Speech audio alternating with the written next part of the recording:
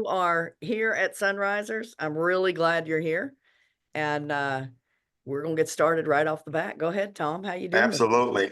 Excuse me. Good morning, guys.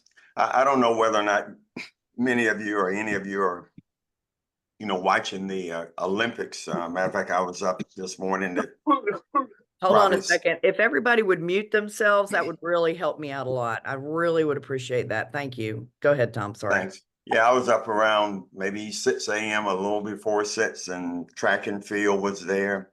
And, it's just one of just seeing these young kids dedicate themselves so much to this. There was one of the gymnasts. His name is Frederick Richards. He's 20 years old, and he was saying the other night when they were interviewing him that he practiced 6 hours a day, 7 days a week. And when you start, thinking about 6 hours a day, that's 25% of a day. And if you do that, in a year, that's 3 months, over 3 months of practicing, for that few minutes in the spotlight. This is one here who came from this is an Olympic here. It said it may seem glamorous, a world where all you have to do is train, do all that your coach say, convince sponsors, and live healthy. And in the end, millions of people and cameras watch and marvel on your abilities. We really know, though, it's just not that easy. What it really takes to become an Olympic athlete isn't exclusively the amount of time they put into training or even just their natural skills. There are innumerable sacrifices that occur on and off the court, the mat, swimming pool, you name it. In an interview with Chanel's Daily Edition, swimmer Stephanie Rice, she was a three-time gold medalist by the age of 20, discussed just how many sacrifices it takes to get where she had gotten. And no, it wasn't just getting up at 4:30 a.m. in the morning, swimming for 7 hours a day. Stephanie described her regimented diet, which include eating rice and tuna at least once every day, and at the same exact time every day. She did this for 2 years, kind of make the rest of us feel ashamed when we refuse to eat leftovers.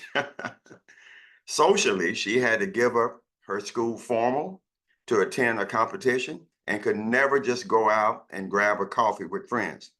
But it didn't come without reward. After all, she did win 3 gold medals in the 2008 Beijing Olympics. The thing about this, and this is a contrast I wanted to bring, is that, the transition, while pursuing an Olympic gold medal is a significant goal, there is a higher, more eternal goal that Christians are called to strive for, living a life that honors Christ. Athletes train for years with intense disciplines. Their lives are structured around their sport, involving early mornings, strict diets, relentless practice. They sacrifice personal comfort, social activities, and sometimes even relationships to reach their goal.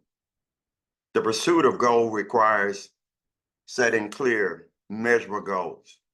Athletes focus on their performance, tracking progress, and adjusting strategy.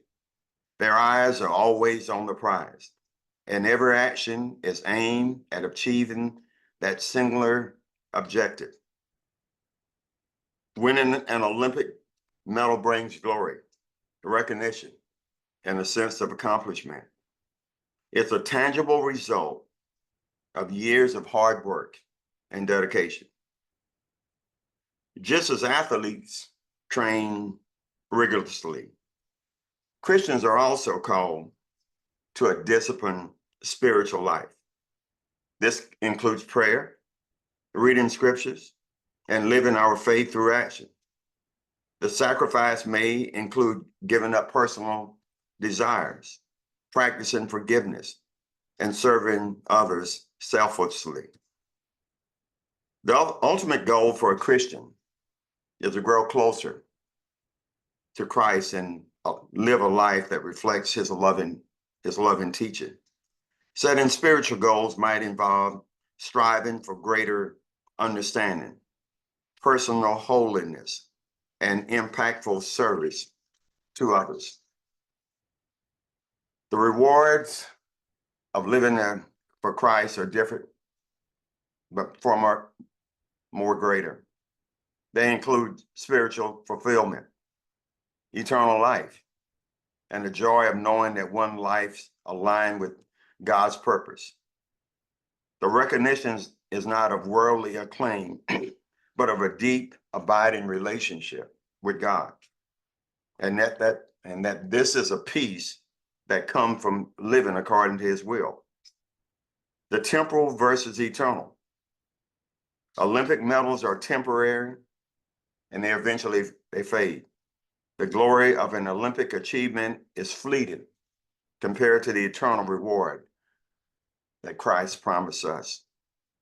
1 Corinthians 9:25-27, it draws a parallel between athletes running a race and the Christian life, emphasizing the pursuit of an imperishable crown. Just as athletes must endure trials and setbacks, we as Christians are called to persevere through challenges with the assurance that our efforts are not in vain. Hebrews 12:1-2 encourage believers to run with perseverance, fixing their eyes on Jesus, the author and perfecter of their faith. You know, I've looked at this scripture here this morning. This is 1 Corinthians, the 9th chapter, 24-27. This is Paul writing to the church at Corinth. He said, "Do you not know that in a race, all the runners run, but only one receive the prize?" You know, I was watching a swimming event the other night, and I was reading that they said that the clocks that they use is the Omega clock, and that it measures, you know, to almost to the millionth of a second. And there were 3 swimmers who, by my eyes, touched the wall at the same time. But because of the intensity of the clock, one received a gold, the other one a bronze, a silver, and the other one a bronze. By my eyes, they all reached there at the same time. But in these Olympics, they only have 3 medals: a gold, a silver, and a bronze. And if you have to split it by a 100th of a second, that's only 3 medals that you're going to get. And the other ones that all trained and everything else, you will leave that event without a medal. So when Paul says, "Do you not know that in a race, all the runners run, but only one receives the prize? So run that you may obtain it." He said, every athlete exercise self-control in all things. They do it to receive a perishable wreath, but we an imperishable. So I do not run aimlessly. I do not box as one beating the air. But he said, but I discipline my body and keep it under control. He said, lest after preaching the others, I myself should be disqualified. In this letter to the church at Philippi, Philippians, the 3rd chapter, 13-14, he said, brothers, I do not consider that I have made it my own. But he said, one thing I do. He said, forgetting what lies behind and straining forward to what lies ahead. He said, I press on toward the goal for the prize of the upward call of God in Christ Jesus. He also tells us in Timothy, 2 Timothy 4:7-9, Paul said, I have fought the good fight. He said, I have finished the course. He didn't say how he finished. He didn't say in the time that he finished. He said, I fought this fight and I finished the course. He said, I kept the faith. He said, henceforth, there is laid up for me the crown of righteousness, which the Lord, the righteous judge, will award to me on that day. And listen to how he finishes that. He said, and not only to me, but also to all who love his appearing. To all those who love his appearing. Paul is saying with God, it's not one medal. It's not one just gold medal, a silver, a bronze. And you strive to be able to do that. Paul said with Christ, he said, all we have to do is finish the course. God is not limited to the crowns that he has. He's not limited to the time. He doesn't have the Omega stopwatch that's measuring you as to when you cross the line. He said, Paul is telling us that all we have to do is cross the line, and God will provide us a crown. And I said, when I started researching, I'm a very finicky eater. And to think about, I'm eating rice and tuna 7 days a week. I'm thinking, hey, this is almost, a prison sentence, to be able to do that. But I said, when you see these athletes in the Olympics, and many of them are kids, some of them are still teenagers, but you see their bodies, the swimmers, how they're built, and I mean, just number one is what they have done and the sacrifice that they have made to be able to have one moment, in the spotlight. And so I start looking at, I'm looking at my life and saying, Lord, am I there? Am I as committed to you as these youngsters are for this gold medal? And I did some research. They said in the Paris Olympics that the gold medal this year is probably worth about $1,000. I didn't ask what the silver and the bronze was, but the medal is worth about 1,000. But I mean, for those who win it, it's not the value of the medal. It's knowing that you are the best in the world at this particular moment. And that must give you some pause for, congratulations. But if we can do that, as Paul can say, if we can do that for a medal that will tarnish, can we not do that in our lives for a crown that will never tarnish, never will get old, and that with that, we also receive eternal life? So this morning, my encouragement is, yeah, maybe you didn't run your 3 miles this morning. Maybe you didn't swim your 200 meters. Maybe you didn't do that. You didn't work out and any of those other things to bring your body in subjection. But just mentally and spiritually,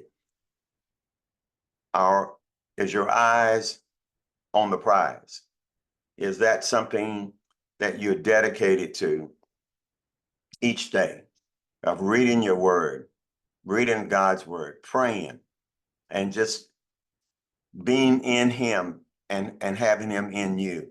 And your life is different than the other people. Like the young athletes say, I can't do what my friends do. I just can't go out and get a coffee and do this. I'm in training. I'm doing this for a purpose. That's my goal, and I'm not going to get away from it. And I would say to brothers and sisters, this is our goal, to be training for God. And Hebrews tell us, he said, He said, therefore, since we are surrounded by so great a cloud of witnesses, with the Olympics, you see the stands full and people carrying flags and everything else. Paul says that we, in our Christian journey, he said that we are surrounded by a great cloud of witnesses.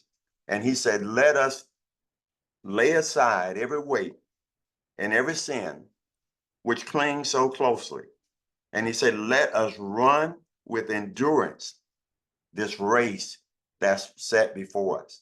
So as we go through this life, Paul is saying there's a crowd, the heavenly saints that's encouraging us and wanting us to meet the test and do our best and be with them later on when God calls us from labor to rest. That should be an encouragement. That should be an Olympic moment for each of us. Let's pray. Oh, glorious God. Father, your word is just so magnificent. And Father, when we get in it, when I get in it, Father, it's like Paul said it's like a sword, sharper than a two-edged sword, piercing even to the dividing of the soul and the spirit. And that how it, Father, just opens us up and x-ray us, Father, and just show us, where we are today and where we need to be. And so, Father, we just pray for your strength. We pray for your guidance. We pray, Father, knowing that you have provided us love, that we can be your Olympians in the cause of our Christianity. And that, Father, that we will be a model for those that are in our world and in our lives, and that we will strive to please you, to keep our eyes on the mark. We praise you, Father, this morning in your Son's name. Amen. Amen. Great message. Great message, Tom. I love when you're talking about how hard they're working to get to that one little thing. I do like tuna fish and rice, though. I have to admit that, but it's probably not every day for years. It's so easy for us to get off focus.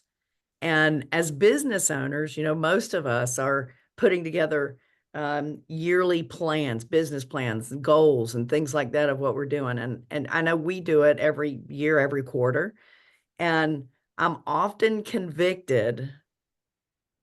Because do I put that kind of planning in my journey Amen.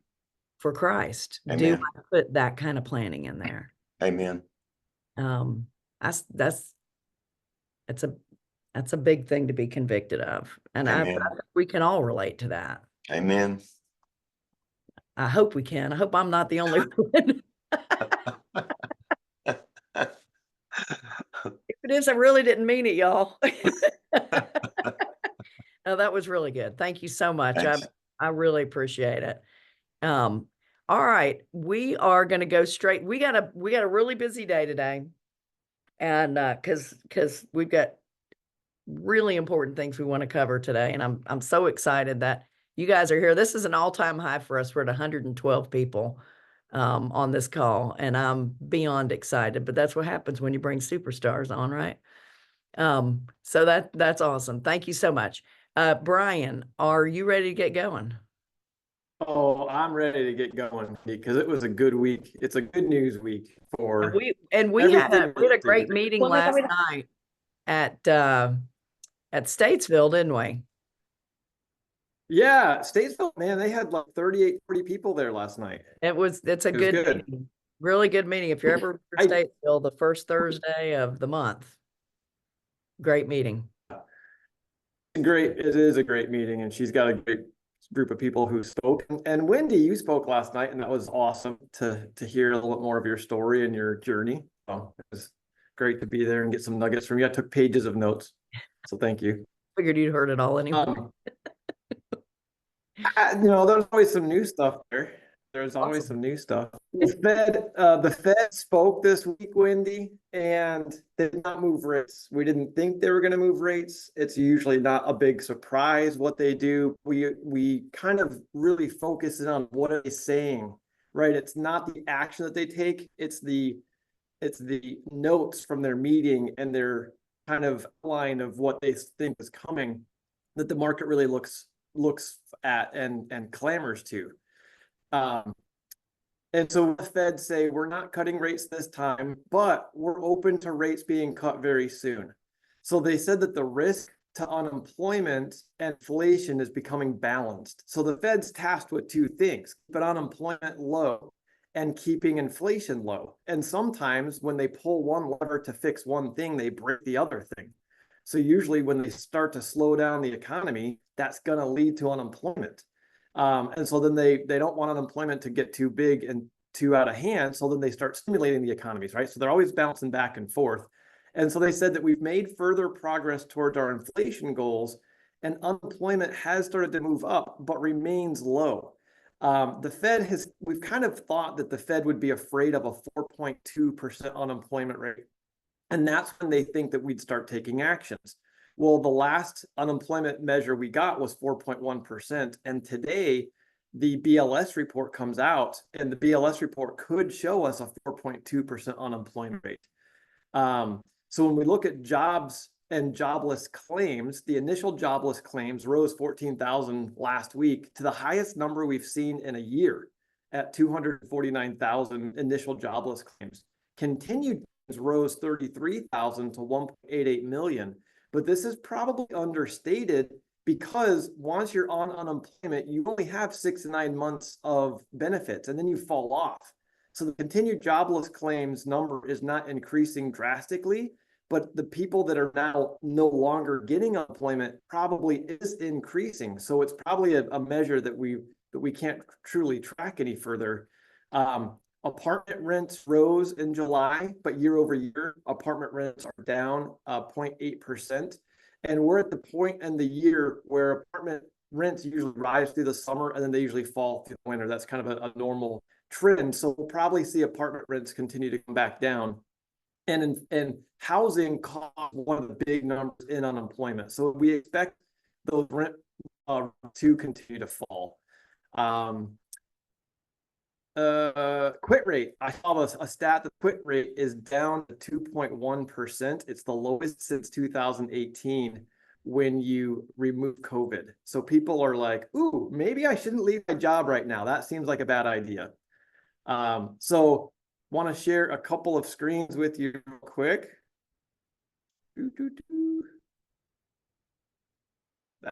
All right.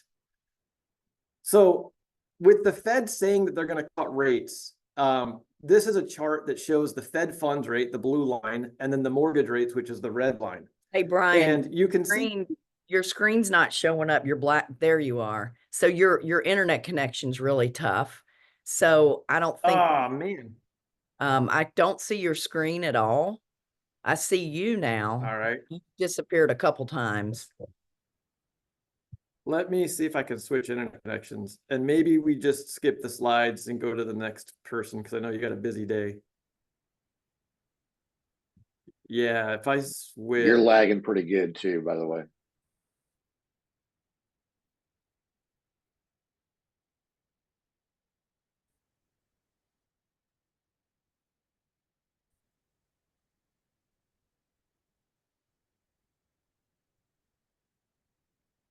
Can you hear us, Bryan? Okay, am I back? You are. Good, no good. It's still the same. All right. Well, I'll skip the slides. And Bummer. we'll talk more next week. Hopefully I'll get better internet. Yeah, I'm really sorry. These are really good, but now we have more time for Jeff. There you go. We'll give it all to Jeff. Thank you, Bryan. I really appreciate that. You're welcome. You're always so full of great information and many other things too, but it's the information that we like. So thank you. You're welcome. All right, Jeff, you are here to update a lot of people's thoughts and opinions, and I'm really glad that you volunteered to do this because I'm thinking what you're saying, and you said it much better than I could have. So the floor is yours, my friend. All right. Well, thank you. I really appreciate this opportunity, and I'm cheering for one more person to join to get to 120, which would be a great level of record for you. I don't want to take a lot of time because Mary Hart has got amazing information everybody needs to take in and act on. And Bryan, I wanted to hear more good news. I knew there was going to be good news this week. I was looking forward to seeing how detailed and nerdy you could get on it. So with that being said, I'm just going to start out with couple of things. Let's talk about Quest Trust Company. For those of you that don't know it, I have been privileged to sit on the board of directors of that company since it became a trust company in the state of Texas. There is no one, I repeat, no one that knows more about what has gone on, for how long it's gone on, for the integrity, for the honesty, for the absolute fall on his sword character that Quincy Long has. Been there in the trenches with him for years. Helped him, stood beside him. And people like Mary Hart that have known him and have vacationed with him, have traveled with him. Mary's already nodding her head yes on this, okay? Those of you that know Quincy know who he is. He's a man. He's quiet about his faith, but his faith is there. So I'm going to talk to three different groups of people this morning. If you're a Quest Trust account holder, first of all, thank you. I have great news for you. I have absolutely amazing great news for you. All of your favorite employees have already been hired by Inspira. Inspira wants them. Inspira wants the policies, the processes, the procedures, and most importantly, the people that Quest Trust has. They want them. They made it very obvious from the moment they made their first offer. And yes, I was in the Zoom room when the offers were made. I don't know of anybody else other than board members and owners that were, and not even all the owners were there. So if there's somebody running around thinking that they know something, I'm going to tell you they don't. They're a gossiper. If you don't have an inside track like John Heyer does by being able to call Quincy and have a conversation with him, or like Mary would and so on, you don't know anything. There's a lot of stuff I know that I cannot say. But I'm going to say the following. There's three groups. Account holders, if you did not panic, if you did not freak out when you opened up your January, February, March, April, May, June, and July account statements, there's nothing to panic or freak out now. And some of you were like, what do you mean? What do you mean? Yeah, I know, exactly. You didn't even notice what the TDB made us tell you all the way back beginning this year. And if you didn't notice it, if it didn't cause you to be upset, there's nothing to worry about. And then some of you are going to say, well, what about me, Jeff? You know, I do business with people at Quest and so on. Great, relax, remain calm. And then there's a third group of people I'm talking to, and I don't think there's any on this call. You're a gossiper. Shame on you. Shame on you. Now, let me get into this. Quest was put in a very awkward, difficult situation. For 5 years, we reported information to the Texas Division of Banking. We can prove that we reported that information to them. In October of last year, they suddenly looked at it and panicked. And they reacted in a violent knee-jerk reaction. I've got a door open and a train's going by, so just bear with me. They had this information in front of them for 5 years. They tried to accuse us of lying. We put the proof back on the table. They changed the topic.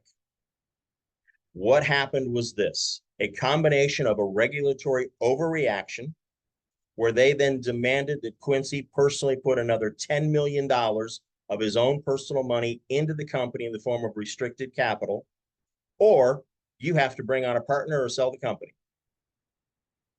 That's what they decided to do. Why did they decide to do that? Because they did not like the direction that interest rates were moving last year.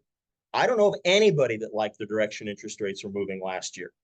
I like the direction interest rates are moving now, Bryan, and I wish you would make them go faster, but I know you don't have that authority.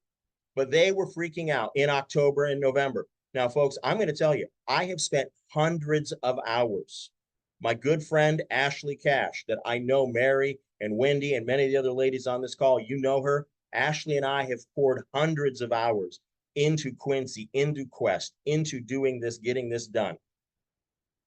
So now, here's what happened. We had a wicked trifecta hit us. Regulatory overreaction. A couple of bad decisions were made by somebody other than Quincy years ago that came to fruition. And then, oh, great. Ashley's going to be at the Sweetheart Mastermind. Ladies, if you're not there, if that thing's not sold out, if it is, I don't care. Show up anyhow. I mean, I wish I could be there for that. Okay. Anyhow, awesome. Anyhow, so there was a couple of bad decisions that were made when Quincy was not physically able to be in the office. Someone else made those decisions. Why was Quincy not there? How many of you know Quincy has been battling Parkinson's for years? Yeah, he hit it. He hit it very well. He had an amazing recovery from a surgery that implanted a deep brain stimulator. Unfortunately, the barn door was open and the horses had already run out by then. And it was just a matter of time. Now, is this Quincy's fault? No. Is he taking the blame? Yes. Have I seen him stand up in front of the regulators that were yelling at us and say, the buck stops on my desk? Yes, I have. That is a man of integrity. Now, I'm going to be very clear about something. Not one customer has ever lost a dime because of Quest Trust Company. Not one customer will. We made absolutely certain of that. Texas Division of Banking came in with a gross over-regulatory response, requiring us to do all sorts of convoluted, twisting backflips and so on. Did not care what the cost and the burden was. They said, you do it, we did it. We ran the company for a long time under those rules. Was it easy? No. Was there a lot of extra cost? Yes. Did that mean we had to trim payroll in some places? Yes. Did that hurt customer service? Yes, it did. Did that cause somebody to lose a deal? I don't know. Did that cause somebody to lose any money? Absolutely not. No way, no how. But as a result of those three things, two of which were completely out of Quincy's control, his Parkinson's, you don't go out and volunteer to get that horrible disease. You don't volunteer to have regulators ignore for 5 years the information you've been putting in front of them, and then all of a sudden watch them panic when they finally realize what they're reading. And then when you're not ill, when you're ill and you're not there and someone else makes a decision and it hurts you, man, I can't fault the man, but he's taken all the blame for it. We chose out of multiple offers. I'm going to say this again very clearly. We chose out of multiple offers to sell to Inspira because we knew what customers from Newview in Orlando, Florida were saying when Inspira bought them. So the only person I know that since this sale has become public has said that they were involved in that one was Augie Bylot of Chair of Love. Augie says, hey, nothing's changed. It's all great. So if you're worried, if you're panicked, I got great news for you. Relax. Policies, procedures, people are going to stay the same. That's the bottom line. If you've got a question you want to ask me about it, please go right ahead and ask me. I will be available for another 10 minutes, and then I want to get out of the way for Mary. So I want to ask you, I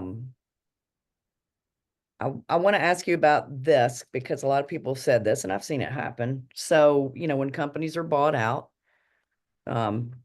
things kind of stay the same for a little while, but then they change. But that's just a reality of life, right? It is. It is a reality of life, but there's a difference in this transaction. Inspira does not know how to run this business. They have to keep the Quest people. They have to keep the policies and procedures and people and processes. They have been very forthright about that. They saw this as a huge growth opportunity for them, and they wanted to do it this way. And I've got one other comment to make. The state of Texas is closed to trust companies doing the self-directed IRA business. Quest was the last surviving company there in that state. At the cost of well over $1.5 million, Quincy got his trust charter. At the cost of tying up several $1,000,000 of his own personal capital in very low earning investments in order to keep the regulators happy. At the cost of having to have people come in twice or 3 times a year and go through your books with a fine-tooth comb. That's how he chose to do business, because he was committed to Texas, because he was committed to this business. And I'm going to say something else, Wendy. If you're going to another custodian or another administrator and they're not in a state that is as regulated, you have no idea what you're walking into. You have no idea. We know that the books at Quest were audited by outside accountants. We know they were audited by regulators. We know they are squeaky, squeaky clean. Yeah. I'm not moving my stuff. And you shouldn't. And you shouldn't, because, by the way, do you know how much it's going to cost you to retitle all those assets? And there's not many of us out there that know how to do that, right, Mary? So if you want to panic, if you want to be like Captain Hook in that movie, What About Me, Shmee, run around in a panic and go, what about me, Shmee? What about me? Go ahead, retitle your assets. So let me ask you something. What if we stay here? What's the worst thing that could happen? The costs go up, the fees go up, because Quest was not charging the money. The constant thing that we on the board of directors said is, we're too cheap, we're too cheap, we're too cheap. We look at the value being delivered, we look at what's being done, and we're too cheap. Too many account holders are so frugal, so cheap, and you have no idea what it's like to build a business that has 140 employees with a large payroll of several $1,000,000 a month, with huge costs of accounting and software and responsibilities and office rent in multiple locations. So few people can actually start a business and keep it alive for 5 years. So few people can get a business above 10 employees, but to get a business to 150 employees, that's a rare breed of a business owner. That's Quincy. Yeah, I agree. And not to mention, my gosh, how many people has he helped? Not only Tens of thousands, get hundreds into of real thousands. estate, but just it's amazing. Hundreds of thousands. And I'm going to be adamant. Quincy has done nothing wrong. Right. The worst thing that he has to do is, because he got Parkinson's and because regulators couldn't read what was put in front of him and then overreacted. Yeah. Well, does anybody have any questions at all? I don't have a question, Wendy, but I just want to echo what Jeff has said. I know Quincy very, very well. I just spent a month with Quincy and his wife and some other people in Australia and New Zealand this spring. He is a man of integrity. I have watched him and known him for, 15 years. Been very close with him. And I agree with everything Jeff said. It's not Quincy's fault. Mary, I'm going to ask you this question. Did Yeah. Quincy even give you a hint while you were with him during that time? No, and in fact, I read the order and was shocked to see that it was signed 3 days after our trip was over. So I knew that obviously it was going on during the time, and he never said a word. He's very much a man of integrity. He doesn't complain. He doesn't gripe. He doesn't blame others. When he has heard of others doing wrong, he has stepped away and not associated with those people anymore. He is definitely a man of integrity, and I would trust him 1,000%. Yep. And I mean, that was, while you were with him, that was the darkest, scariest, worst time of it all. Yep. Never had a single idea what was going on. Wow. Wow. Okay, So we have 2 you questions can still here. do self-directed IRA investments in Texas, but having a trust company chartered by the state of Texas, not going to happen. The regulations are too onerous. And Spira says, hey, listen, we're regulated in Illinois, we're regulated in South Dakota. We're going to just touch the ring in Texas to shut it, to get it, and we're done. We'll keep employees here, but we're all under those other 2 states' rules, because Texas is just too onerous, because there's some political reason why they do not want it. Same political reason that's trying to get rid of seller financing again in Texas. Yeah. All of the employees that were recommended by Quest leadership, by the executive team, all of those employees that were recommended by them to Inspira have received job offers. Everybody has the choice of you can stay or you can go. They have a choice. Many of the employees have stayed. Most of them have stayed. I know that the day after this deal closed, I got a text. Well, the day this deal closed, I sat in the parking lot before I went on a vacation.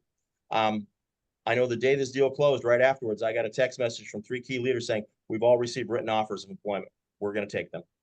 That's awesome. The new company needs them. The new Inspira needs them. Yeah. Okay. Yeah. All right. I got 3 minutes and then we got two questions. Vin is the first one and then Susan. Go ahead, Vin. Yeah, thanks, Jeff, for sharing that context. Merger and acquisitions are very common in the financial industry, and regulators do all this type of stuff as well. So I think you answered this, but since it's a merger and acquisition, it's more of an acquisition because Inspira bought Quest. So in those type of scenarios, the people at Quest may not get the key roles. That's what I've seen. I'm also going through a merger and acquisition. I work for a bank. And then after some time, they start laying off people. So people are assets. So I don't know what kind of protection is there in the contract. Since you're part of the board, I don't want to know what are the details, but there should be something to protect those employees. As you said, they've gotten offers, but are these offers good, for 1 year, 2 year, whatever it is, and then they start laying off. So just a more like a humanity question. So if Inspira is foolish enough to lay these people off, then they will have no one that knows how to run the business. Right. It's that simple, Vineet. Yeah. And yes, I remain on the board, and I will remain on the board for the foreseeable future. Lovely. Okay, Susan? So what are you is, talking? Oh, the can you hear difference. me? Sue Jensen. Okay. So Jeff, what is the Texas regulators accusing Quincy of doing wrong? They have a number of things that they didn't like that were being done. They did not like the lack of certain disclosures in the account statements. They did not like the way certain things were being reported on the statements. So we went back and changed all that. They felt that we had to go get a private letter ruling from the IRS. We had to argue that we had to go to the IRS. They thought they interpreted the tax code rather than the IRS. So we had a long fight over that. But what they did not really like, what they really did not like, was the way the customer's uninvested cash was put into certificates of deposit. They did not like that. They thought that certificates of deposit were too risky. Thank you for shaking your head. Thank you for shaking your head. Those people obviously could never handle being a real estate investor. Those people have never owned a business. Yeah. Now I'm going to give you just anecdotally. In previous years, one of the regulators felt that we should have. Was there a consent order from the regulators? Yes, Vineet, there was. I had to sign it. I know it very well. Okay, we had to operate according to it for several months. One of the regulators in the past felt that Quest had to become licensed as a mortgage servicing company because some of our customers made loans and collected payments. Another Texas agency said that's nonsense. They have given us contradictory advice on multiple occasions. One year they said you can do this, we did it. They came back the next year and says, oh no, you can't do that. That's wrong. So Jonathan, we handled this as smoothly as we could, knowing the potential impact upon other custodians and administrators out there. There's only about 60 such companies in the country, and at least half of them have a lot of client undirected cash in certificates of deposit. And it's fine for those companies, but it's not fine in Texas. You explain that to me, please.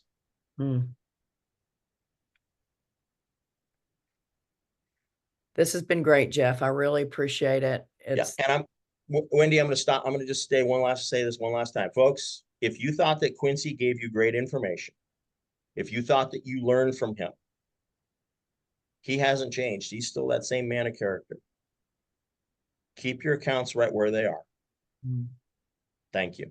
yes, thank you. Thank you for reaching out and asking to speak on this, because it's very much needed, and I'm just so grateful that Well, there's a lot of confusion. There's just so much confusion and uncertainty. And folks, if you're an account holder and you did not freak out when you read your statements earlier this year, then why are you doing it now?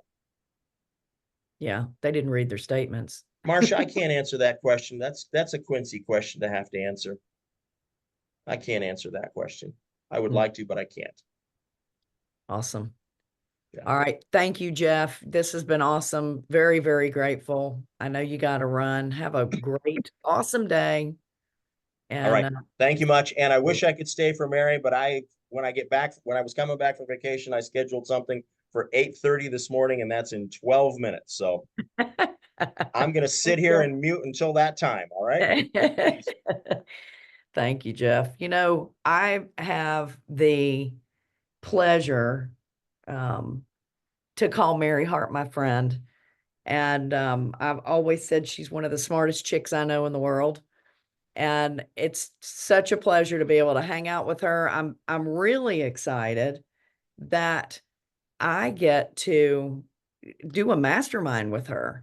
And we do have a few spots left if anybody else is interested, but I'm really, really excited that I get to do this with her. You know, I get to spend all day Monday with her too, going over it. We're doing the final touches on this, but Mary, you changed so much for me in so many ways. But in fact, I think the first time I don't even remember, did we meet on a cruise, the Halloween when everybody was dressed up? I think we met before that at a Freedom Founders event. That's maybe. right. That's right. At David Yeah. Phil's place. Like a couple years before that, maybe like 2013 or Yeah. 2014. Yeah. And it's so it's so amazing to me what I can learn from you just sitting on your front porch in a rocking chair with a cup of coffee. That's true. It's just great. But what I really love is how I've gotten to know you and what a good friend you've become. And I'm just glad that I can be a part of your life like that. So thank you so much. Well, I really love the fact that your last name is Sweet and my last name is Hart, so we can have these Sweet Heart masterminds. That's right. Everybody thinks we made that name up, but it's just kind of funny. That's right. That works out. It works well. Perfectly. It works well. That works perfectly, no doubt. I want to get you started. I see that Sue Veroli and Giovanna Vargas have their hands raised. Is this are you still asking about Quest? Sue, did you want to say Yes. something? Yes. Okay. Okay, Jeff, you said that they need Quest employees because they need to, I guess, need them because they don't know how, but they run their own company. So what do they need to know from those employees? Is it to accommodate the rules of Quest's things so they could accommodate, their clients, Quest clients? You understand what I'm saying? It is because this is a big new division for them that they're adding. When they took on Newview is a fraction of the size of Quest Trust. Therefore, if they're going to keep these customers and service them, they have to keep the Quest employees. When you quadruple or quintuple your business overnight, you have to quadruple or quintuple your staffing at the same time. And that's how they're doing it, by keeping the people that already know what they're doing. Okay. And I'm sorry, but I do have to go. My contractor's here now. All right. Okay. Thank you. Peace. All right, Giovanna, what was your question about? Was it about this as well? Yeah, so good morning, Wendy. How's everybody doing? Happy Friday. So my question was for Jeff, but it was really more in lines as to what steps are working right now for this not to happen. We're having trouble hearing you.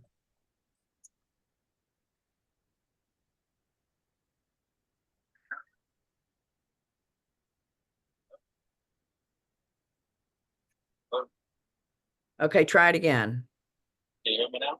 Yeah, what was the question? You want to Oh, know what okay, the good. next steps are for what? For this not to happen again, as far as someone, obviously the owner had some questionable things. Okay, so it's not working. I'm so sorry. I'm gonna have to, maybe we'll do this in an email, or something like that. I appreciate that. Mary, all Yeah. right, you're back on. All right. Well, quick question. How much time do we have? I'm never sure when this ends. I have a hard stop at 9.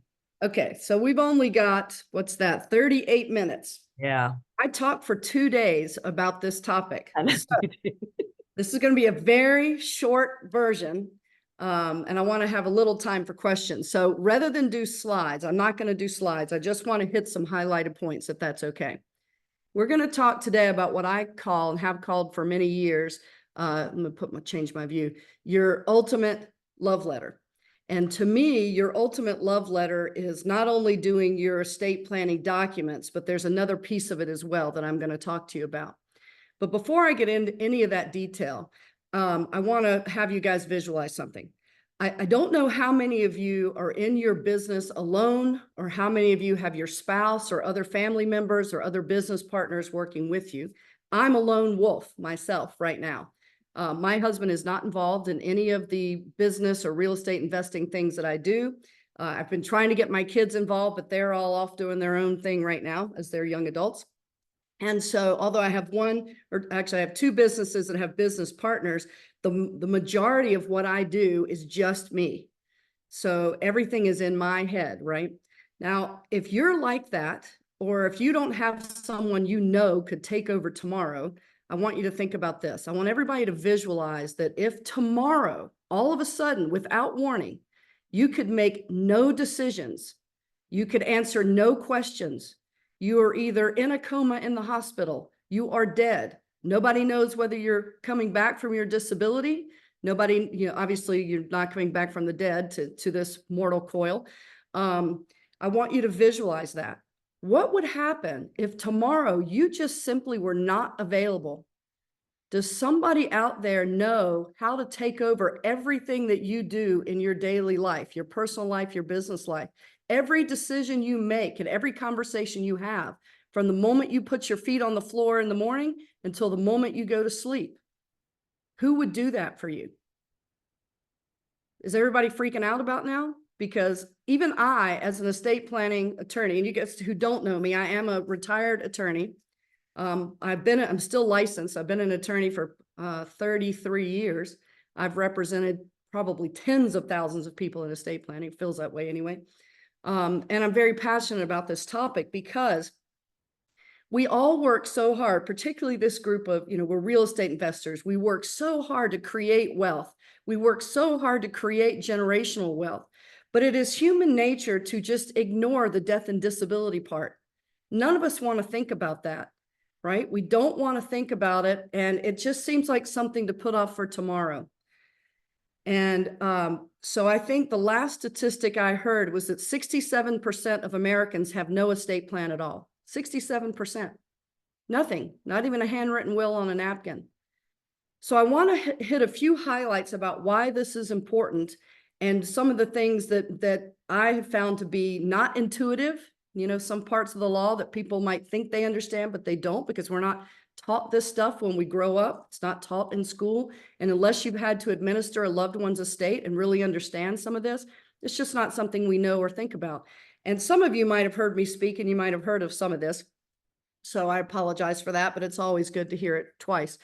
I think of this estate planning, what I call your ultimate love letter, as really 2 to 3 parts. There's the legal part, which is the documents that you need. And we'll go over what those are. They're the documents that you need to set forth your wishes. What would happen if you cannot make your decisions or you're deceased? And those documents also are the documents you use to appoint someone to make those decisions for you or to administer your estate. So they're the legal documents that must be in place for certain things to happen without a lot of grief, stress, headache, and cost. But there's another piece that most estate planning lawyers don't even talk about. That's the practical piece of how do the people you've put in charge get the information they need to know to adequately take care of your business or administer your estate. Nobody talks about that part. And I go back to that visualization. Like for me, like I said, none of my family is in this business with me. And I've got, you know, gosh, I don't know, 10 vacation rentals. I've got $2.5 million of private loans on the street with another 2.5 coming. Nobody knows what those are if they can't find them in my files. I've got farms, I've got retail spaces, you know, blah, blah, blah. It goes on and on. My husband wouldn't know if I dropped dead tomorrow how any of those bills get paid, whether they're on auto pay, what bank account they come out of, when the property taxes are due, who the insurance agents are, who any property managers are for any of my vacation rentals that I don't manage. He would have no clue. My children would have no clue. So if you think about all the information that someone would need to know to administer their estate or to make the decisions that they're disabled, it is potentially voluminous amount of information, particularly for us real estate investors who tend to have our fingers in a lot of different pies, got a lot of deals going on, you got things going on. So one of the things I'm in the process of doing, and I'm probably about 2/3 of the way through, is creating literally a notebook that I call my ultimate love letter. And I'm doing it in physical form and I'm doing it on a thumb drive and on my computer. And that notebook's probably actually going to be 2 notebooks, has everything anybody would need to know about me if I die or become disabled. Everything from my personal information, what's my driver's license, my passport, my global entry card, my social security number, my address, all my addresses, whatever it is. What subscriptions do I have? How do you find the passwords to all my online presence stuff, my social media, my banking, everything that they would need to know. So all the personal stuff. What assets do I own? How are they titled? Are they in a trust? Are they in an LLC? Are they in a trust that is owned by an LLC? Do I have business partners? Is it just me? What loans are out there? Who owes me money? If I were a borrower, who do I owe money to? You can imagine where this goes, right? And so I mentioned about the Corporate Transparency Act and the beneficial ownership reports. I have to file probably at least 16 of those. That's 16 entities or trusts that are going to have to file. Who knows that information if I'm dead? Nobody, unless I put it all out there. So for me, my Ultimate Love Letter notebook has copies of all my estate planning documents. So we're going to go over those in a minute. And I'm starting to create the lists of all the assets, the spreadsheet that says, you know, here's the assets, here's how they owned. Is there a beneficiary? Is there a joint owner? Blah, blah, blah. Copies of my latest tax returns. Anything I can think of to make the life easier for my loved ones who are going to have to come in behind me if I get hit by a bus, right? And so I think that even if people do a good job and say, well, I have a will and I've got my powers of attorney, that's only one little piece of it. And most people don't even have that. And so my job today is really to tell you some of the highlights and to encourage you, if you have not done these things, to make the remainder of 2024, the last 5 months of 2024, make that a priority. It is the nicest gift you can give your loved ones, the absolute nicest gift. Because when something happens to you, they're going to be grieving, they're going to be stressed, they're going to be upset. And if there is all the information and all the documentation they need at their fingertips, you have just saved them so much time, headache, money. I can't even begin to tell you how much. And in my 30, yeah. Is there any way that you can pull up the slides that has the list of documents as you're naming those? Yes, I'm going to talk about the documents. Oh, can I share my screen? We can, yeah. Let me see. I'll pull up my PowerPoint, and what I'll have to do is just We know you're going to have to skip through some of it and stuff like that. I totally get that. Yeah, I was going to say, because of the time, let me. I totally get that, but everybody here is going, start wait the a minute. slideshow. We need All right, so slides. this is a slideshow it's one I've prepared and I've done many times, so you probably know all this. Oh, disclaimer, I'm a lawyer, but I'm not your lawyer. So, you have to get your own legal advice. This is just education. I'm going to go through some of this. So this is important though. When people don't want to do their estate plan because they're afraid they're going to die if they do it, I'm like, no. Murphy's Law says if you do it, you're not going to die. It's actually better for you. But this is what we're doing. We're taking control, because if you don't do this plan yourself, then you've got state and federal laws that are in charge. You've got judges potentially in charge that don't know you. You've got family members maybe that you're estranged from who come in and make things happen that you would not want. So it's very important. I'm going to switch through and go to the documents. Oh, by the way, this is important to me. Once you get this done, you can just go about the business of living, knowing that this is all taken care of, and it's all amendable and you can change things if it's set up the way to change. So you can always change it if things change in the future. But once it's done, you can just take a deep breath and go do your business, knowing that your family's protected. Okay, so what we want to do when we're doing these estate planning is we do have our personal and family goals we want to accomplish. Who gets what? How do they get it? Who manages it? What gets sold, what stays in the family, all that. We obviously want to try to set things up to keep the fees and costs as minimal as possible. So probate fees, lawyer fees, accounting fees, state and federal state taxes, inheritance taxes. We can also do income tax planning, disability planning. So there's lots of reasons to do an estate plan. I used to have people say to me, I'm not wealthy enough to need an estate plan. And I would say it really has nothing to do with wealth. I think everybody 18 years and older should have an estate plan, at least a bare minimum one. And we'll talk more about that in a minute. So let's just jump right into the documents. When I'm talking about the legal documents, there are 2 points in time that we have to worry about. One is if something happens to you, you're alive, but you cannot make your own decisions. So you're disabled, whether that's temporarily or permanently. Maybe you've had surgery and they're keeping you in an artificial coma for 2 weeks while your brain heals. And you're going to come out of it and be fine. But what happens in those 2 weeks if there's a closing that gets scheduled or some disaster happens at a property that you have to deal with an insurance company and you can't do it? So there's that time when you're alive but unable to make your own decisions. And then there's the time after death. So these 5 documents are called advance directives. You are getting to say in advance what happens if you become disabled and cannot make your own decisions. And everybody should probably have at least the first 4 of these.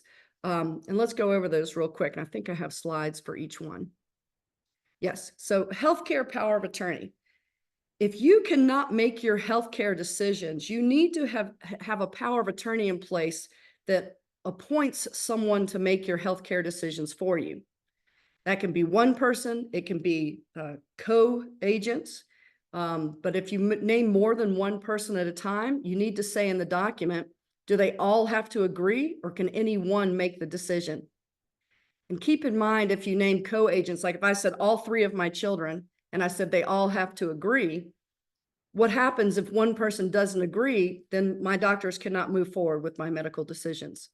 So if you're going to name multiple people, either make it that any of them can agree or have some tie-breaking mechanism or something, or say majority rule, whatever it is. But this document, if you do not have a healthcare power of attorney and somebody needs to make a decision for you, like whether or not to go into surgery or whatever it is, technically, nobody has that power inherently to make your healthcare decisions for you, even your spouse. Some hospitals will take the word of the spouse, but legally they probably really shouldn't. And what happens if the hospital doesn't allow the spouse or an adult child to make that decision and you do not have one of these documents? What the law says is that, at least in North Carolina, is that you have to go to court and somebody has to go to court and be appointed as your guardian, your legal guardian, to make these decisions. That is a lawsuit. That is time consuming. It's expensive. And let's say your disability is mental and you think you're fine and you're not, you have dementia or whatever. It's very stressful for you because someone's got to basically drag you to court and get a doctor to examine you and testify that you are no longer competent to make your own decisions. And if you think you are competent, then a lot of times family members think You might think that it's your family members trying to take over and you get paranoid and it's really stressful. I've seen it many times. So if you have this document in place, it doesn't give anybody any power to make your healthcare decisions unless you cannot make them yourself. Okay, it springs to life when you become unable to make your own decisions because you're either unconscious or incompetent, right? This is a very, very important document, and it's not hard to fill out. So healthcare power of attorney, absolutely everyone should have one if you don't have one already. This durable power of attorney is the same type of document, but it's for everything but healthcare decisions. So if you think about all those decisions you make every day when you put your feet on the floor in your personal life, and you can do it in your business life if you draft this properly or your attorney does, who makes those decisions if you're unable to make them yourself? Or if you're just traveling in France for a month and don't want to make them, right? This document allows you to appoint someone to make decisions for you if you are unable to, or if you don't want to because you're busy. And you can, again, like the healthcare agent, you can name one and then successor agents or attorneys in fact. That's the person you've given the power. You can name co-agents, but again, be careful about the tiebreaker thing. One thing I think is very important to understand is that word durable. Before the legislature came up with a durable power of attorney, let's say I just gave Wendy my general power of attorney. The moment I became disabled, incompetent, unable to make my own decisions, that power of attorney was revoked by operation of law. Well, that made no sense. That's when people need the power of attorney to kick in, right? So some years ago, the legislatures created this durable power of attorney. And that word durable basically means that it has language in it that says this power of attorney will remain effective if you become disabled. So you can see that Article 2 right here, durability. This power of attorney shall not be affected by my incapacity or mental incompetence. That sentence right there, or something like it, is what makes this power of attorney remain effective if the principal, the person who gave the power of attorney, in my example, it's me giving Wendy my power of attorney. If I become disabled, that Article 2 sentence means that that power of attorney remains in effect after my disability, and Wendy can act on my behalf. That is a critical sentence. Why do I stress this so hard? Because I've seen situations where people, back in my day when I started, it was the stationery store. You'd go buy one of these forms. Now it's probably LegalZoom or something like it. But I've seen too many situations where people don't know what they don't know, and they didn't choose the right power of attorney that would include that language. And so when the principal, me in my example, became incapacitated and the power of attorney went away, we've seen horrible consequences. And I want to give you one war story about this because I really want you guys to, if you have powers of attorney, go check them tonight and make sure they have this language in them. When I was a baby attorney, I was practicing in Alaska, and I was in judo, and I had a woman fly up from Ketchikan, and her husband was in the Alzheimer's wing at the hospital. He didn't recognize anybody anymore. They were real estate investors. His care cost $12,000 a month. And this was in 1991, you guys. This was 33 years ago. His care cost $12,000 a month. She had to sell an apartment building that they owned in order to pay for his care. They had a buyer lined up. They had a closing lined up, but she needed me to draft the deed. And it was from him and her, and she was going to sign under his power of attorney. He had given her his power of attorney. They got it at the stationery store. And so I was a brand new lawyer.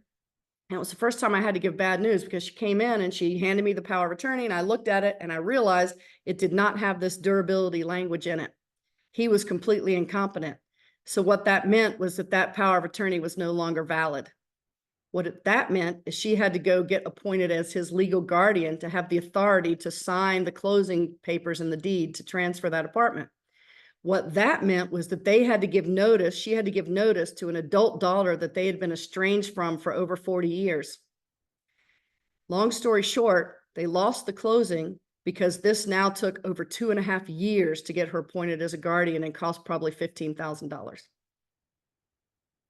All because that power of attorney, they didn't know what they didn't know, and it was missing that one sentence that's right there in Article 2. So I'm hammering this because do not not pay attention to this. You've got to pay attention to this and understand that this is not intuitive for us. We're not taught this in school. We wouldn't know to look out for that language if somebody like me didn't tell you this. I wouldn't know it if I didn't go to law school, right? So anyway, power of attorney, durable power of attorney, very, very important. The living will is a very personal decision whether you want to do this document. This is what we very crudely call the pull the plug document. This is the document that says if you're being kept alive artificially on life support, and that's basically the only thing that's keeping you alive, and without it, you would die a natural death. This document is what allows you to say, I do not want to be kept alive artificially. Please pull the plug. And your healthcare agent in North Carolina would enforce this document. But you're basically saying, if I have an incurable or irreversible condition that would otherwise cause my death within a relatively short period of time, I do not want artificial life support. Okay, because you could be kept alive like Terry Schiavo and some other people for many years on artificial life support. Excuse me, even if you have no chance of coming back from that. One thing I want to point out in North Carolina, and probably in a lot of other states, I don't know if it's on this page, I don't think it is. Getting food and water by a gastric tube or IV is considered artificial life support in this state. And North Carolina wants you to specifically state in your living will whether you would want to be kept alive just with food and water. So I think Terry Schiavo was kept alive just with food and water. It's not necessarily a ventilator or any other machine. It could just be that you're getting fed through a tube. So if you would not want to be kept alive, and that is what's keeping you alive, this document, you need to specifically check the box that says, you know, please withhold food and water, something like that. Just be aware of that in North Carolina. That is, you have to expressly state you would not want that as life support. Okay, this document is, I think it's important, but you guys know the HIPAA laws as privacy laws when you go to your doctor's office and you have to acknowledge that your information is private. We always worry that your healthcare agent won't be able to get enough of your medical information to make an informed decision because of HIPAA. And so we do a HIPAA waiver for our healthcare agents when I was drafting these documents that said, you know, my healthcare agents can have access to my information. We waive HIPAA privacy rights for the healthcare agents. So that's, I think, an important one. This one is optional. In North Carolina, we have the Patient's Bill of Rights that allows you to basically control your care, who can visit you in the hospital and who can't. And if you're awake and conscious, you can just tell the people, hey, here's who I want in my hospital room and here's who I don't. But what if you're unconscious? And so if you have particular people who are not your legal family that you might want to come in to visit you, like a best friend or a non-married life partner or stepchildren or something like that, you probably want to do this form that allows those people to get into the hospital and see you, you know, with your family or like your family. So I did it, for instance, when I was dating my husband, but not married to him yet. And I did a hospital visit authorization to allow my then boyfriend, now husband, and his children to get in to see me if I were in the hospital. So optional document, but important if you have someone like that in your life. Okay, who gets copies of your documents? Personal choice, but certainly your medical documents, you should see if your doctor would keep them in the file. And if you go to the hospital for surgery, you might want to bring a copy of your living will and healthcare power of attorney and HIPAA waiver and all that with you. And I'm going to go fast. All right, so we want to maintain control when we plan for death. I'm going to move on now from disability to death because we've only got 15 minutes and I want to leave time for questions.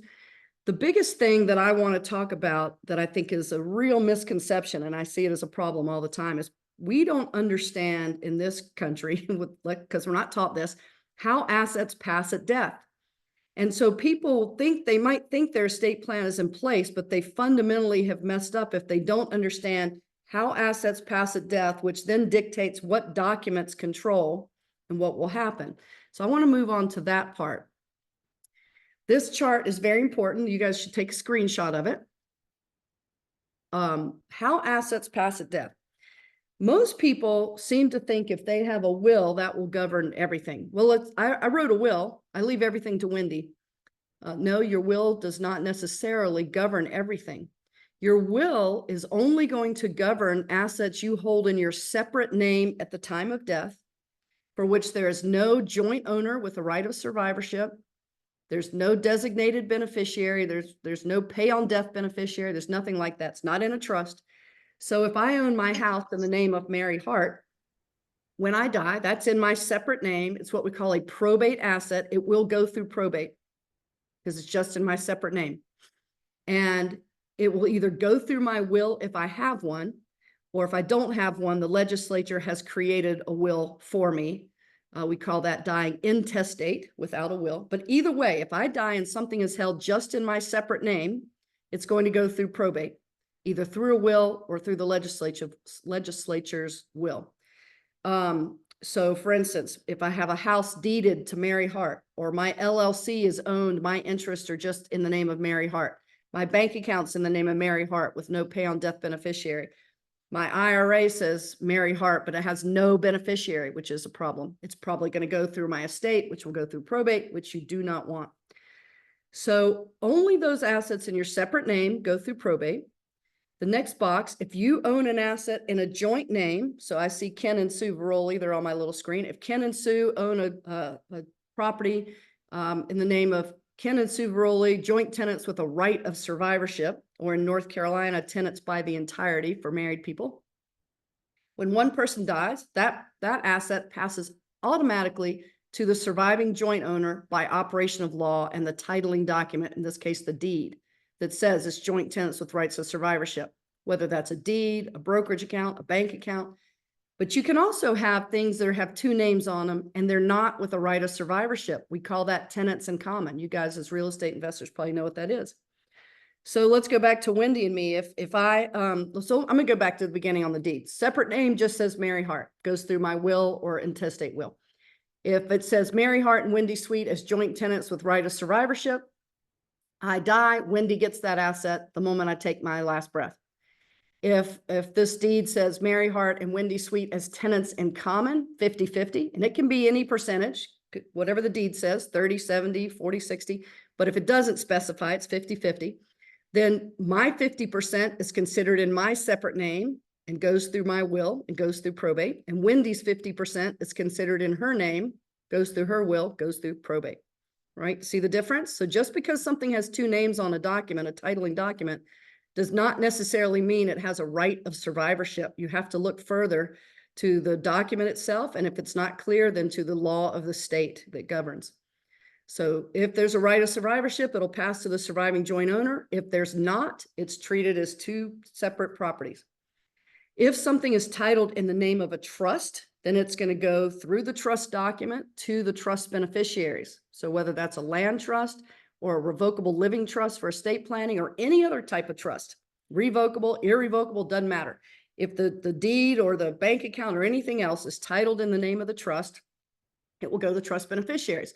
So for instance, if I have a property and the deed is the Mary Hart Revocable Trust, for instance, or the 123 Main Street Land Trust, and the deed literally says that trust owns that house, then when I die, somebody's going to look at the terms of that trust document to see where it goes. Now, what if it goes to an LLC? The Mary Hart LLC is the beneficiary. All right, well, what's the name of the LLC in? Is the LLC owned by me individually? Oops, now the LLC has to go through probate. Is my LLC owned by my revocable trust? Then it doesn't go through probate. You see what I mean? So we have to look to the trust, see who the beneficiaries are and how they're titled to get the ultimate who gets what and how. Some assets, you can have a separate designated beneficiary. Think retirement accounts, life insurance policies, certain bank accounts or stock accounts. Some states, you can have a designated beneficiary for real estate. North Carolina does not yet have that, as far as I know. Anyway, so if I have a bank account that has a pay on death beneficiary and I die, the beneficiary just presents the death certificate and can get that account, right? Or my life insurance policy or my IRA or whatever it is. If I have a life estate in a deed, let's say that my deed read Mary Hart, life estate, Wendy Sweet, remainder beneficiary. What that means is that I have the right to live in that house and I have the responsibility for taking care of that house. But when I die, my interest goes up in a poof of smoke as if it never existed, and Wendy just steps in my shoes and inherits the whole house. I have the right to it for life, but that is extinguished at death. If I'm Wendy in that example, I really have no rights in the current time until Wendy has no rights till I die, till the life interest is extinguished, and then she jumps in as the full owner of the property as soon as I die. Does that make sense to everybody? Okay. Let's see. Let me see what's next. So did everybody get a screenshot? If you didn't, let me know and I can get it to Wendy and she can get it to you guys. All right. So when you're planning for death and you're planning your estate plan, you really, first thing you need to do is figure out how all your assets are titled. And in my experience, most people don't really know this, or they think they know this and they're not 100% sure because they misremember what the titling document said. So when I teach these boot camps, these 2-day boot camps on estate planning, my one and only homework would be to start at some sort of list or Excel spreadsheet. And in one column, list the asset. The next column, list how it's titled, and literally look at the titling document. Look at your bank card, look at your deeds, look at your, the titling on your stock accounts, your beneficiary designations and all that. And write down how it is titled so that you will know how it passes at death based on that chart I just showed you. Once you know how it passes at death, you'll know what documents govern who gets it and how. Does it go through a trust and they're your trust beneficiaries the way you want them? Does it go through probate because it's in your separate name? Does your will say where it goes? Do you have a will? You should. Does it have a designated beneficiary? Is the beneficiary still correct? All of that. But you need to know how they pass to determine what the right document is to govern who gets it and how. All right, that's just another chart, same way. I do want to point this out. So people throw around the word estate differently. When I say gross estate, that has the meaning in the tax code of everything you have an ownership interest in. It's what the federal government wants to know about when they determine whether or not you owe estate taxes to the federal government. So if you picture on a whiteboard one big giant circle and it has everything listed in it that you have any ownership interest in whatsoever, whether it's 1%, 100%, how you own it, whether it has, doesn't matter how you own it. Everything goes in the gross estate. Within that gross estate circle, there is a smaller circle called the probate estate. And again, that is only what is owned in your separate name at the time you die. No beneficiary, no joint owner with the right of survivorship. Could be tenants in common. That is what passes through probate and will go through your will if you have one, or through the legislative will if you don't have one. Okay, so just keep that in mind. I'm going to skip through some of this stuff because we don't have time, but let's see, just yet. Remember, your will does not govern anything that you don't own in your separate name. And I do want to tell you a quick war story about that because I know we don't have much time. When I was, again, a young attorney, I represented 2 young men in their early 20s whose mother had died in her 40s in a tragic scuba diving accident. The mother had a life partner to whom she was not married. Years earlier, she had gotten a job with the state of Alaska and had signed a beneficiary designation for her retirement benefits through the state, which were quite substantial. At the time she died, it was worth almost $1 million, I think. Anyway, at that time, she said, my kids get 75%, my life partner gets 25% because they had not been in a relationship that long. Fast forward, 10 years, and she wrote a will, and she said, in that will, she said, my kids get 50% of my state of Alaska retirement benefits and my partner gets 50%. So she was trying to increase the amount her life partner would get. She died very suddenly.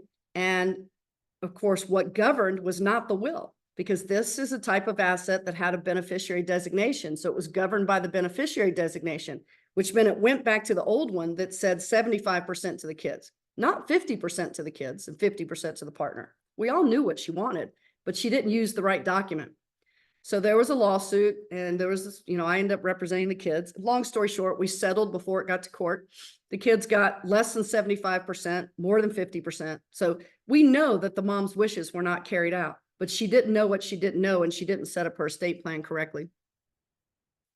All right. If you die without a will, you die intestate. That's what I said earlier. Your state of residence at the time of death has created a law of descent and distribution that determines who gets what and how when you die if you don't have a will. Your spouse in the state of North Carolina does not automatically inherit everything that's in your separate name. Remember, this is only talking about things that are in your separate name when you die. Your spouse is not 100% beneficiary. They get a certain amount depending on how long you've been married and who survives you, children-wise and everything else. This trips up a lot of people because they just assume that, hey, it'll all go to my spouse without a will. That is not true in the state of North Carolina.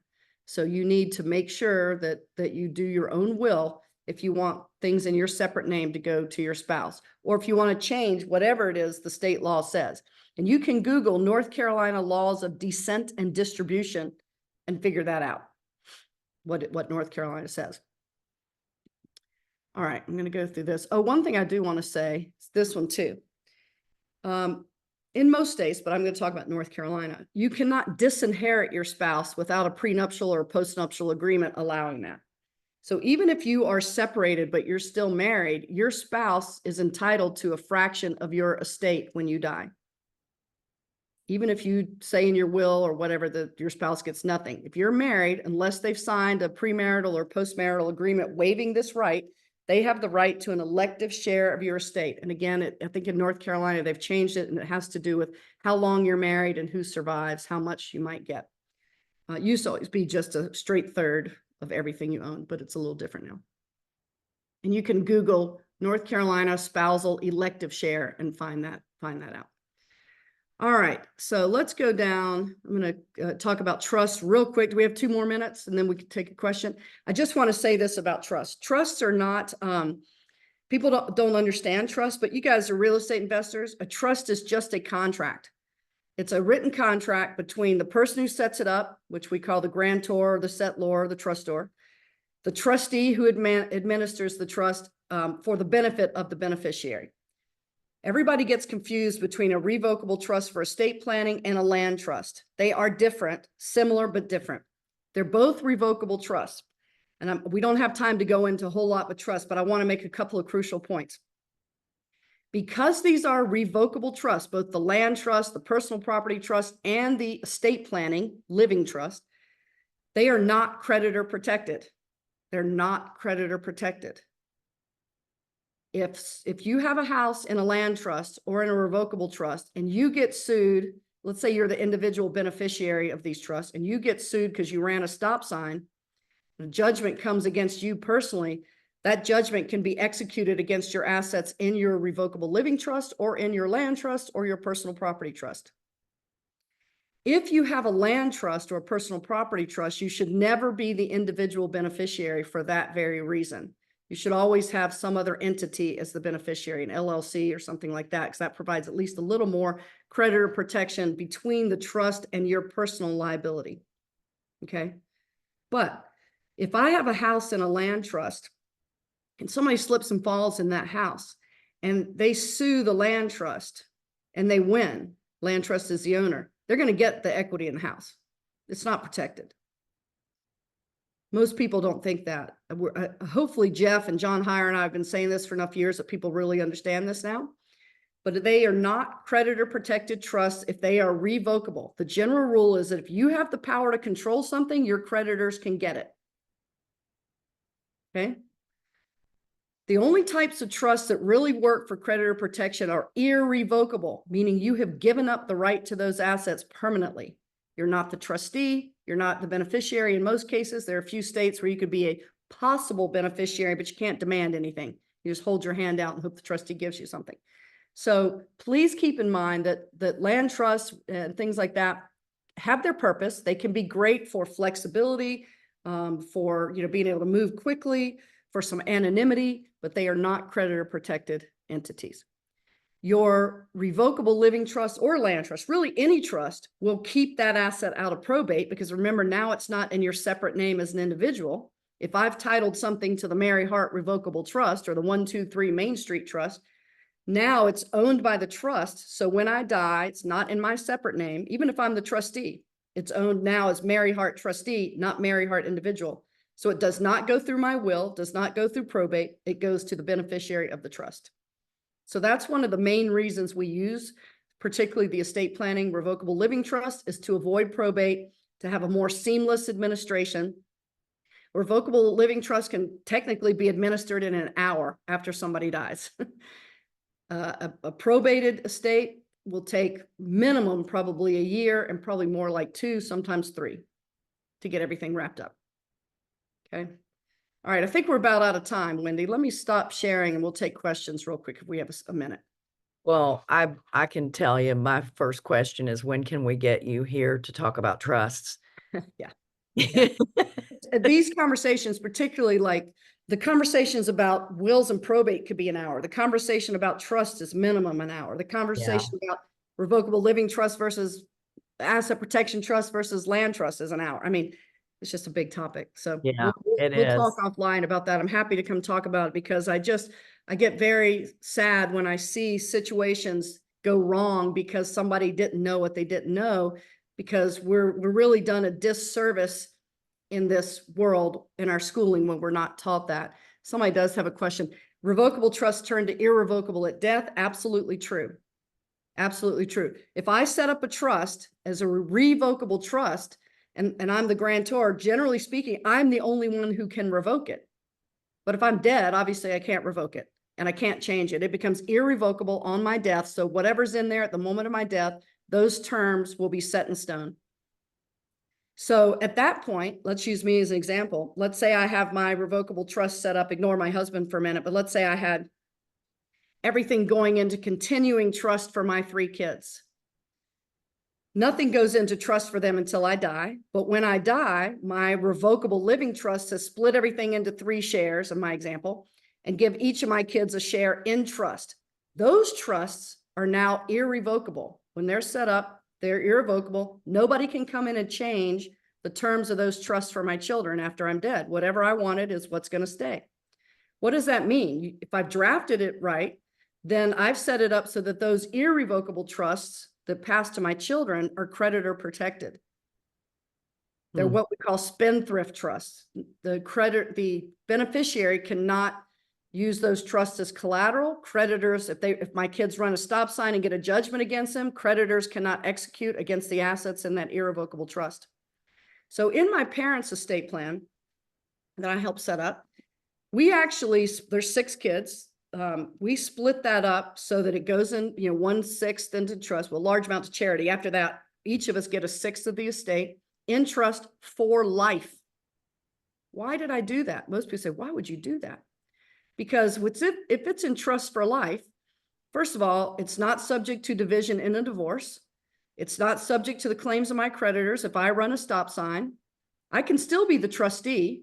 I can still get all the income. I can still invade the principal for however it needs to be written. But the broader invasion powers I have, the more likely it is a creditor can get to those assets. And also, if it's in trust for life and it's written the correct way, then no matter how big I grow that trust, let's say I'm the trustee and I invest it really, really well over the next 20 or 30 years, then when I die and that passes to my kids or whoever the beneficiaries are after me, it passes free of estate taxes. I could grow it to $20 billion and it's not going to be charged estate taxes when it passes to my kids.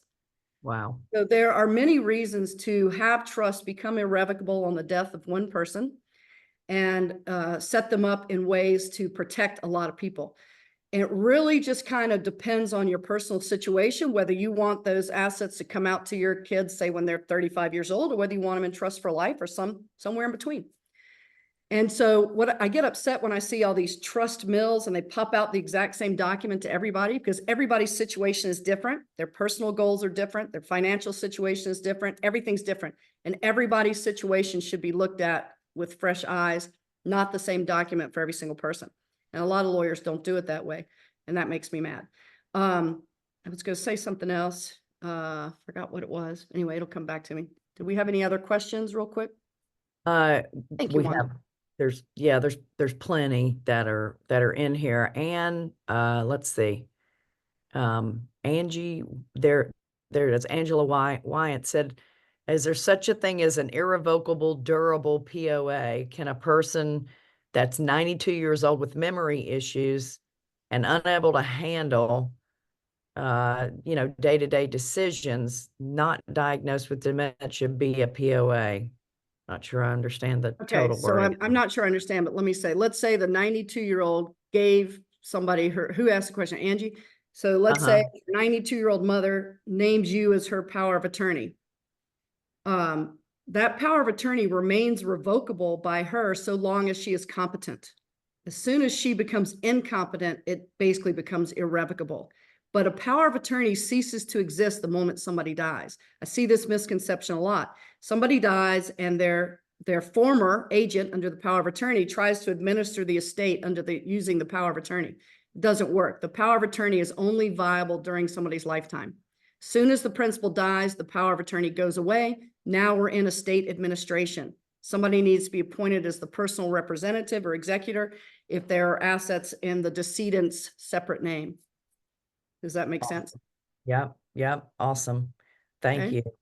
So here's what we'll do is when we have you back, I'm not going to have anybody else speaking on anything. We'll even let Bryan take a seat.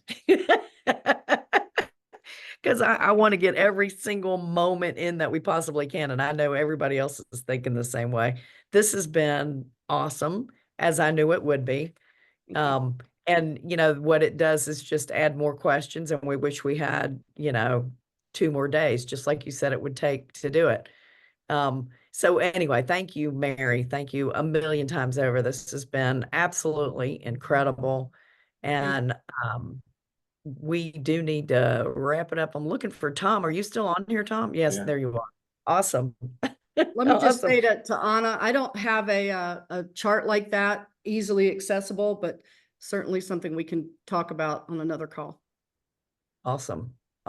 Thank Is there you. going to be a boot camp, Mary, anytime Well- soon? Well, I was going to say, you know, what I've done in the past when people want it is I've put on a 1-day, sometimes even 2-day boot camps. Those are not free, because that's a lot of preparation and time. It's So worth it. if that's something you guys are interested in, then we can do it by Zoom, or I can come to Charlotte or whatever. The price just kind of depends on what you guys want. But usually people who do that are very excited because they walk away with real action steps. And I try to keep it a small enough group that we can answer everybody's questions. And we have non-disclosure agreements. So what stays in the room, you know, what says in the room stays in the room, that kind of thing. But That's good stuff. anyway, just keep that in mind. You guys talk as a group. And if you want that, that's something Wendy and I can arrange. Yes. So folks, if you are interested, because we're getting a lot of line people say, yes, we'll do it. So, Mary Hart at maryhart.com. What's your .net. email? Mary Hart at maryhart.net. Yes. Mary Hart at maryhart.net, or you can email me, Wendy at chmlending.net. We'll get this set up because this is great. It's really great. And Just remember, Hart doesn't have an E in it. It's just HART. Sometimes That's right. people- That's like right. Hart. Thank you again. This has been phenomenal. Great. And I Thanks for can't all wait the- to see you on Monday. Thanks for listening, everybody. Have a great day. Thank you so much, Mary. You're welcome. Bye, everybody. All right. All right, Tom, you want to wrap us up? Oh, yes. Gracious eternal God, thank you for this day, Father. Let us be Olympic-minded people for the cause of your Son, Jesus Christ. And we just lift you up today in his name. Amen. Amen. Thank you so much. We'll see you guys next Friday. Have a good one. Thanks.